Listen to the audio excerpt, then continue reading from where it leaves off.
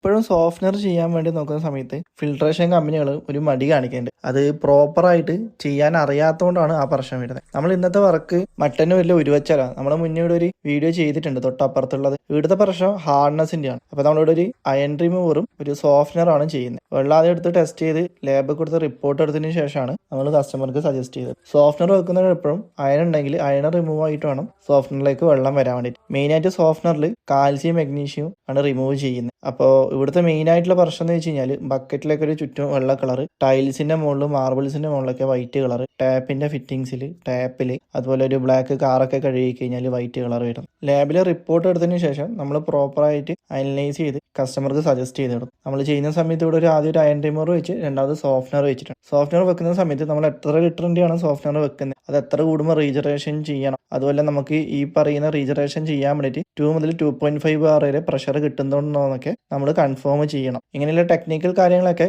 നോക്കി ചെയ്യുന്നതാണെന്നുണ്ടെങ്കിൽ എപ്പോഴും റിസൾട്ട് കിട്ടും. നമ്മളെപ്പോഴും പ്രോപ്പറായിട്ട് ടെസ്റ്റ് ചെയ്തിട്ട് ഫിൽറ്റർ വെക്കുന്നതുകൊണ്ട് തന്നെ നമുക്ക് ഫെയിലിയേഴ്സ് ഒന്നും അങ്ങനെ വരുന്നില്ല. അപ്പോൾ നിങ്ങളെ വീട്ടിൽ ഇതേപോലത്തെ ബുദ്ധിമുട്ട് നിങ്ങൾ ഫേസ് ചെയ്യുന്നുണ്ട്, എല്ലാം ഓൾറെഡി വെച്ചിട്ട് നിങ്ങൾക്ക് ക്ലിയർ ആയിട്ടില്ല എന്നുണ്ടെങ്കിലും നമ്മളെ ടീമിനെ കോൺടാക്ട് ചെയ്യാം. അപ്പോൾ ഇന്നത്തെ വീഡിയോയിൽ ഇത്രയേ ഉള്ളൂ. ശീലമാക്കുക ശുദ്ധജലം.